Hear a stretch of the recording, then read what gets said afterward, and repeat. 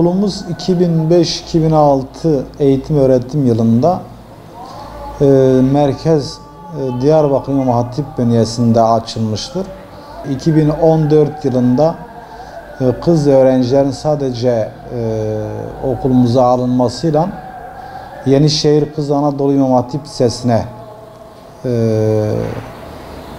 ismi olarak çevrilmiş. Yenişehir'de ilk hatta Türkiye'de ilk kız İmam Hatip Lisesi olarak 2014 yılında açılmış. Sonradan peyderpey Türkiye üzerinde kız İmam Hatipleri daha fazla açılmaya çalışılmıştır.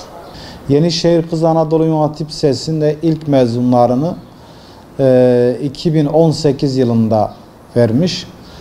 2019 yılında okulumuz yeni binasına taşınmış. Bu yeni binası da İl Milli Eğitim Müdürlüğü kampüsünde olup 24 dersliğe sahip bir okulumuz mevcuttur.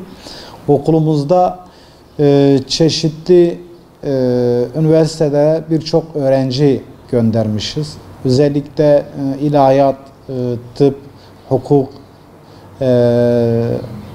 ve eğitim fakülteleri, fen edebiyat fakültesi benzeri fakültelere çok fazla öğrenci yerleştirilmiş. Okulumuz sadece kız öğrencilerle geldiği bir okul olduğu için bu özellikle kız öğrenciler için büyük bir avantaj sağlıyor.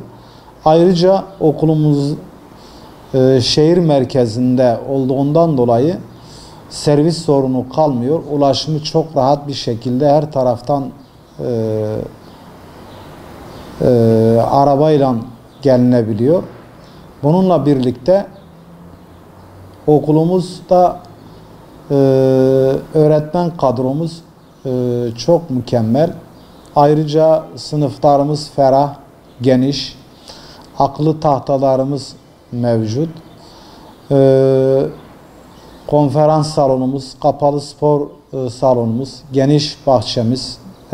Biz öğrencilerimize hizmet vermekteyiz. Milli Eğitim Bakanlığı 2016 yılında proje uygulaması başlığı altında bazı okullarımızı proje okulu yaptı. Özellikle bu okullarda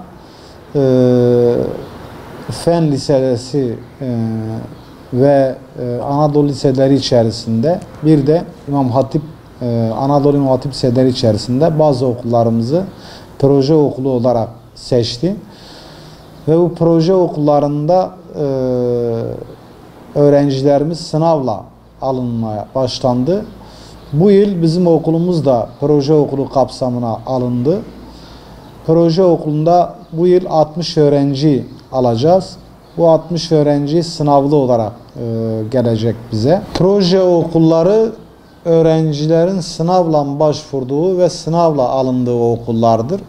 Genellikle sınırlı kontenjanlar mevcuttur. Ve puanı yüksek olan öğrenciler bu okullara müracaat edip tercih yaparak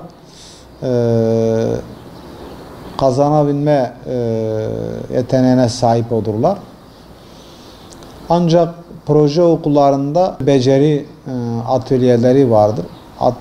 Bu atölyelerde öğrenciler istedikleri projeleri gerçekleştirebiliyorlar. Okulumuz 2020-2021 eğitim öğretim yılında proje okulu kapsamına alındı ve fen ve sosyal bilimler proje okulu olarak onayı alındı. Yani Yenişehir ilçemizde İmam Hatip olarak hele özellikle kız İmam Hatip olarak tek okul olması bizim kız öğrenciler için ve çocuklarını sadece kızların eğitim gördüğü bir İmam Hatip'e göndermek isteyen veliler için bir ayrıcalıktır. Daha önce birçok öğrencimiz Yenişehir ilçemizden Kayapınar'daki Kız İmam Hatip Proje Okulumuza tercih yapıyordu. Oralara gidiyordu. Ama çok şükür şu anda bizim Yenişehir ilçemizde de bir Kız İmam Hatip projemiz, proje okulumuz açıldı.